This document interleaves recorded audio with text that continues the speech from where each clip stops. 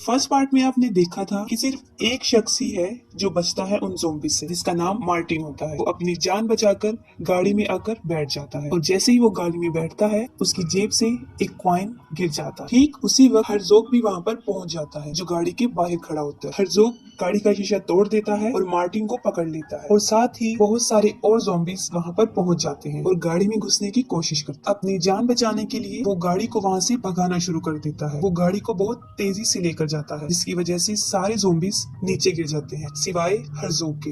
Herzog उसकी गाड़ी पर लटका रहता है। फिर वो देखता है कि सामने से एक ट्रक आ रहा है। जैसे ही वो ट्रक मार्टिन की गाड़ी के पास पहुँचता है हर्ज़ोग को अपने साथ उड़ाकर ले जाता है। इस हादसे में हर्ज़ोग का हाथ कट जाता है और वो हाथ कट कर मार्टिन की गाड़ी में गिर जाता है। ट्रक का ड्राइवर ये सब कुछ देख रहा होता है। वो हालात को जानने के लिए ट्रक से नीचे उतरता है। हर्ज़ोग उसके साथ कुछ अजीब ही करता है। वो अपनी 3 फिंगर्स की मदद से उसको जान से मार डालता है। उसके बाद हर्ज़ोग अपने सोल्जर्स की तरफ आता है और उनको हुक्म देता है कि सब लोग आबादी की तरफ चले जाएं। और दूसरी तरफ दिखाते हैं मार्टिन जो गाड़ी को बहुत तेज ड्राइव कर रहा होता है और इस दौरान उसे गनूदगी का एहसास होता है। उसे नींद के झोंके आने लगते हैं जिसकी वजह से गाड़ी उससे बेकाबू हो जाती है और क्रैश हो जाती है। उसके बाद वो बेहोश हो जाता है और जब वो होश में आता है तो वो देखता है कि अब वो हॉस्पिटल में। उसके बाद मार्टिन के पास कुछ पुलिस वाले अपने इन्वेस्टिगेशन के लिए आ जाते और उससे कुछ सवालात करना शुरू कर दे। मार्टिन उन सारी बातों का जवाब देता है लेकिन पुलिस वाले उसकी एक भी बात का यकीन नहीं करते। पर मार्टिन के साथ बैड लक ये होती है कि उन सब लोगों के मर्डर का जुर्म वो मार्टिन पर डाल देते और सारा इल्जाम मार्टिन पर आ जाता है। उसके बाद जिस डॉक्टर ने उसका ऑपरेशन किया था उसके पास आता है और कहता है कि मैं तुम्हें एक गुड न्यूज सुनाता हूँ। वो ये है कि तुम्हारा हाथ कट चुका था लेकिन खुशकिस्मती ये थी कि वो हमें तुम्हारी गाड़ी में मिल गए जिसको हमने तुम्हारे बाजू के साथ जोड़ दिया है। ये सुनकर मार्टिन अपने हाथ की तरफ देखता तब उसे पता चलता है कि वो उसका हाथ नहीं है बल्कि वो हर्ज़ोग का हाथ। ये देखकर वो उन डॉक्टर्स को बताता है कि ये उसका हाथ नहीं है और जैसे ही ये बात वो कर रहा होता है उसका हाथ कंट्रोल से बाहर हो जाता है और साथ ही वो उन डॉक्टर्स पर हमला कर देता है और काफी डॉक्टर्स को जख्मी कर देता है। इसके बाद वो बड़ी मुश्किल से मार्टिन को पकड़ते हैं और उसको बेहोशी वाला इंजेक्शन लगा देते हैं और साथ ही हर्ज़ोग और उसकी टीम जो कि पॉपुलेशन में दाखिल हो गए थे वो एक घर में दाखिल होते हैं और वहाँ पर रहने वालों को मार देते हैं क्योंकि हर्ज़ोग का हाथ भी कटा होता है और वो अपने नॉजिस ज़ॉम्बी डॉक्टर से अपने हाथ का ऑपरेट करवाता है और अपने हाथ को जुड़वाता है और वो हाथ मार्टिन का होता है जो कि कट के वहाँ बर्फ में गिर गया था जो अब इन लोगों को मिला था और वो हर्ज़ोग के साथ जोड़ देता है। हर्ज़ोग में इतनी पावर्स थी कि वो भी हाथ को उसकी बाजू के पास लेकर ही जाता है तो वो खुद ब खुद आपस में जुड़ जाता है। इसके बाद वो जाते हैं एक कब्रिस्तान। उस कब्रिस्तान में जहाँ पर वो जर्मन सोल्जर दफन। हर्ज़ोग उनको दोबारा जिंदा करने की कोशिश करता है लेकिन नाकाम हो जाता है। तब उनका डॉक्टर हर्ज़ोग को बताता है कि इन कब्रों में पड़े मुर्दों की लाशें काफी पुरानी हैं जो गल सड़कर खत्म हो चुकी हैं। अगर हम चाहते हैं कि ये लोग दोबारा जिंदा हों तो इसके लिए हमें फ्रेश डेड बॉडीज यानी जो लोग अभी अभी मरे। ये सुनते ही हर्ज़ोग एक चर्च में जाता है। वहाँ एक आदमी होता है जिसका नाम प्रीस्ट होता है। वो उसे भी मार देता है और जैसे ही वो मर जाता है हर्ज़ोग उसके चेहरे पर हाथ रखता है जिसकी वजह से वो दोबारा जिंदा हो जाता है और वो भी उसके सोल्जर में शामिल हो जाता है यानी अब वो भी उसका एक स्लेव होता है। इस बात से जाहिर है कि हर्ज़ोग काफी पावर्स का मालिक था। मार्टिन को हम देखते हैं जो हॉस्पिटल के बेड पर होता है और उसको बेड से काफी टाइट बांधा होता है। उसके साथ बाहर एक पुलिस वाला भी होता है जो सो रहा होता है। ठीक उसी वक्त वहाँ पर एक बच्चा आता है जिसका नाम बॉबी होता है। वो दरअसल अमेरिकन ट्रैवलर होता है। वो देखता है पुलिस वाला सो रहा है। इस बात का फायदा उठाते हुए वो मार्टिन के रूम में चला जाता है। वहाँ उसकी नजर उस ज़ॉम्बी के हाथ पर पड़ती है जो कि उसको काफी अच्छा लगता है। वो उस हैंड की पिक्चर को खींचता है और उस पिक्चर को ज़ॉम्बीज हंटर जिन्हें ज़ॉम्बी स्क्वाड भी कहा जाता है यानी जो ज़ॉम्बीज का शिकार करते हैं उनको सेंड कर देता है। उन ज़ॉम्बी स्क्वाड का ताल्लुक अमेरिका से था जिनका प्रोफेशन ही ज़ॉम्बीज का शिकार करना था। मार्टिन उस बच्चे को किसी किस्म का लालच देता है, उसे बांधा होता है और वो उससे आजाद हो जाता है। वो बाहर आकर देखता है कि पुलिस वाला है इसलिए वो वहाँ से भाग नहीं सकता। उसके बाद हर्ज़ोग का हाथ एक अजीब काम करता है। उस बच्चे बॉबी को उठाकर विंडो से बाहर फेंक देता है। ये देखकर मार्टिन भी उसके पीछे जाता है और बच्चे को जाकर देखता है लेकिन बच्चा बेहोश होता है। वो उसे होश में लाने की कोशिश करता है। वो उसकी चेस्ट को प्रेस करता है लेकिन वो इतना ज्यादा प्रेस करता है कि उसकी सारी चेस्ट क्रैश हो जाती है और हड्डियां टूट जाती है। ये सब कुछ उस हाथ की वजह से हुआ था, क्योंकि वो काफी पावरफुल था। ये सब कुछ वो पुलिस वाला उस खिड़की से देख रहा होता है और उसका शक यकीन में बदल जाता है कि बॉबी को मार्टिन ने मार दिया है। उसका अंदाजा सही भी था। मार्टिन वहाँ से भाग जाता है और पुलिस वाला भी उसके पीछे पीछे भाग जाता है, लेकिन उसके हाथ ने यहाँ पर एक और उल्टा काम कर दिया था। वो ये था कि वहाँ पर काफी सारी गाड़ियाँ खड़ी हुई थी। मार्टिन एक मर्सिडीज के पास जाता है, वो एक गाड़ी का लोगो टाइप उतारता है और उस पुलिस वाले की तरफ फेंकता है और वो लोगो टाइप पुलिस वाले के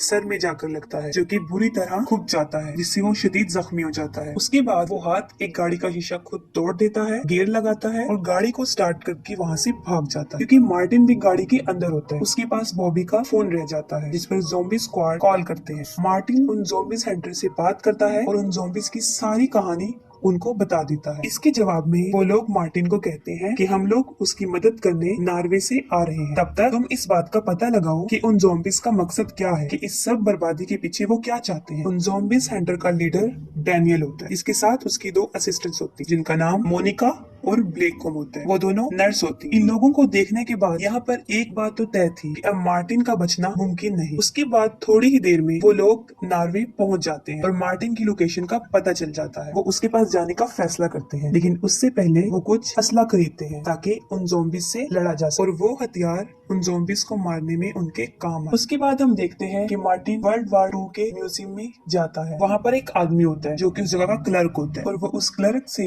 हर्ज़ोग के बारे में पूछता है। मार्टिन काफी देर उससे पूछता रहता है, लेकिन वो क्लर्क उसे कोई जवाब नहीं देता। जब वो प्यार से नहीं मानता तो मार्टिन अपने हाथ की मदद लेता। उसके बाद वो क्लर्क हर्ज़ोग के बारे में बताने पर राजी हो जाता है। वो सबसे पहले हर्ज़ोग की हिस्ट्री सुनाता है। उस हिस्ट्री को सुनने के बाद उसको पता चलता है कि हिटलर, जो कि उन ज़ॉम्बीज का सरदार था, उसने हर्ज़ोग को एक टास्क दिया था। उस टास्क में उसने एक गाँव को खत्म करना था, जिसका नाम टेलविक होता है, लेकिन वो लोग टेलविक में जाते उससे पहले ही ऑक्सफोर्ड के लोगों ने उनको मार डाला। इस बात से मार्टिन अंदाजा लगाता है कि ये सब कुछ वो अपने ऑर्डर को, जो उन्हें हिटलर की तरफ से मिला था, उसे पूरा करने जाते हैं। उसके पास एक मैप पड़ा होता है, जिससे उसे ये पता चलता है कि वो गांव जिसका उन्हें ऑर्डर दिया गया था, ये म्यूजियम बिल्कुल उसके दरमियान में आता है। वो अभी मैप को देख रहा होता है कि उसे बाहर से कुछ लोगों के चीखने चिल्लाने की आवाजें आना शुरू हो जाती है। वो बाहर जाकर देखता है तो वहाँ पर हर्ज़ोग होता है, जो अपनी पूरी टीम के साथ वहाँ पर पहुँच जाता है और वो अपने साथ कुछ टैंक्स भी लेकर आता है। वो लोग वहाँ पर मौजूद लोगों को मारकर अपने साथ शामिल कर रहे हैं। वो एक आदमी को पकड़ते हैं, उसकी सारी पसलियां बाहर निकाल देते हैं। हर्ज़ोग उस म्यूजियम में दाखिल हो जाता है और मार्टिन और वहाँ का क्लर्क अपनी जान बचाने के लिए अपना सामान उठाकर वहाँ से भागते हैं और उस म्यूजियम में ही छुप जाते हैं। अपनी जान बचाने के लिए वो वहाँ पर एक डमी बनकर खड़े हो जाते हैं। हर्ज़ोग की नजर उसी मैप पर पड़ती है। वो नेक को उठाता है, उस मैप को लेता है और वहाँ से चला जाता है। उसके बाद मार्टिन भी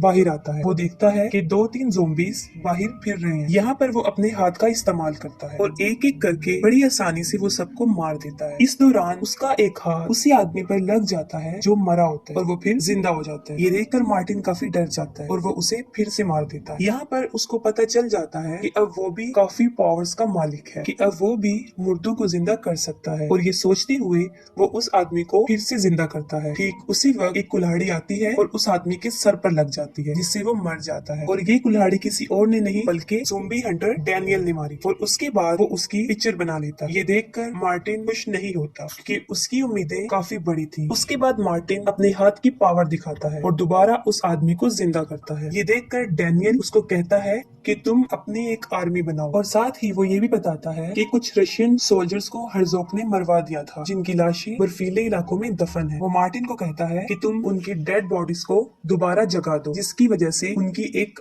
आर्मी बन जाए और फिर हम भी हर्ज़ोग से बदला ले सकते। मार्टिन इसके लिए राजी हो जाता है। इसके बाद वो अपने मिशन यानी उन डेड बॉडीज को जिंदा करने के लिए चल पड़ते हैं और साथ ही मोनिका, ब्लैक और ग्लेन को वो हर्ज़ोग के लिए छोड़ जाते हैं कि वो उसका पहरा देंगे। वो लोग हर्ज़ोग का टाइम बटाएंगे ताकि उन लोगों को अपने मिशन पूरा करने में मजीद वक्त मिल सके। हर्ज़ोग अपने टैंक लेकर आगे आगे बढ़ रहा था और उसके सोल्जर उस पॉपुलेशन में लोगों को मार रहे थे और अपने साथ शामिल कर रहे थे। मोनिका और ब्लेक को एक आइडिया आता है। वो कहती है कि हम दोनों में से उन ज़ॉम्बीज में से एक को यहाँ पर लेकर आएगा, जिसके पीछे बाकी सारे ज़ॉम्बीज भी आ जाएंगे, और दूसरे का काम होगा उन सब ज़ॉम्बीज को बम से उड़ा देना। लेकिन इसके लिए हमें वही शख्स दरकार होगा जो इस जगह को जानता हो, यानी ये काम हमारे लिए रिस्की है, इसलिए हमें ऐसे शख्स की जरूरत है। और वो कोई और नहीं बल्कि वो ग्लेन था। वो उन ज़ॉम्बीज़ के पास चला जाता है और उन्हें अपने पीछे लगाने की कोशिश करता है, लेकिन हर्ज़ोग अपने सोल्जर्स को उसके पीछे जाने से मना कर देता है। लेकिन फिर भी किसी न किसी तरह वो उनको अपने पीछे ले आता है और मोनिका और ग्लेन अपने प्लान के मुताबिक उनको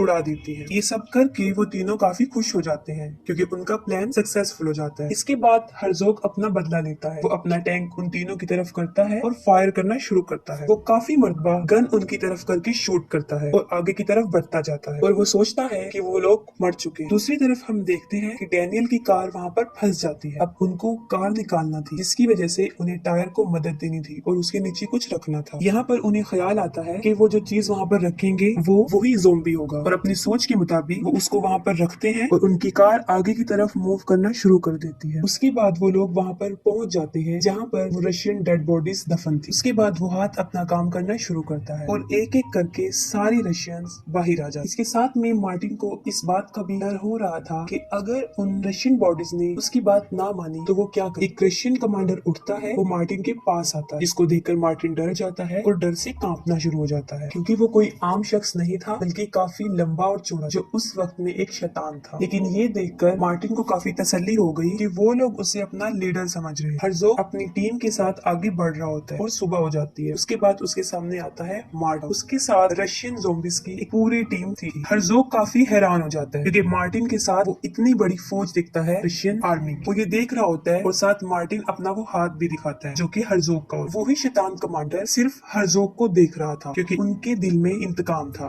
वो उससे बदला लेना चाहते। दोनों आर्मी मुकाबले के लिए एक दूसरे की तरफ बढ़ती है, जबकि वो कमांडर सिर्फ हर्ज़ोग की तरफ बढ़ता है। इस दौरान उसके रास्ते में बहुत से ज़ॉम्बी सोल्जर आए और उसने उन सबको मार दी। ये सब लड़ाई देखते हुए पुलिस वाले वहाँ पर पहुँच जाते और साथ ही वो देखते हैं कि बिल्कुल सामने एक बहुत बड़ा टैंक आ रहा है जो उनकी गाड़ी की तरफ बढ़ रहा है और देखते ही देखते वो टैंक उनकी गाड़ी को कुचल देता है। जैसे ही वो टैंक उनकी गाड़ी पर चढ़ता है वो लोग फौरन गाड़ी से बाहर आ जाते और उनकी जान बच जाती है और सब लोग एक घर में जाते हैं और वहाँ जाके खुद को छुपा ले। उसके बाद मार्टिन डैनियल को ऑर्डर देता है कि वो जाए और उन टैंक्स को काबू करे। उसके बाद दोनों सोल्जर्स की आपस में जंग छिड़ जाती है। ठीक उसी वक्त में मोनिका, ब्लैक और ग्लेन भी वहाँ पर पहुँच जाते हैं। मार्टिन की टीम काफी स्ट्रॉन्ग थी, यही वजह है कि उन नॉजिस ज़ॉम्बीज़ की टीम को मारते जा रहे थे और इसके साथ ही डॉक्टर जो अपना काम कर रहा था वो जख्मी ज़ॉम्बीज़ को दोबारा मरहम पट्टी करके लड़ने के काबिल बना रहा था। क्योंकि दोनों सोल्जर्स की लड़ाई चल रही होती है, रशियन कमांडर हर्ज़ोग को अभी मारने ही वाला होता है कि पीछे से एक ज़ॉम्बी उस पर अटैक कर देता है और हर्ज़ोग की टीम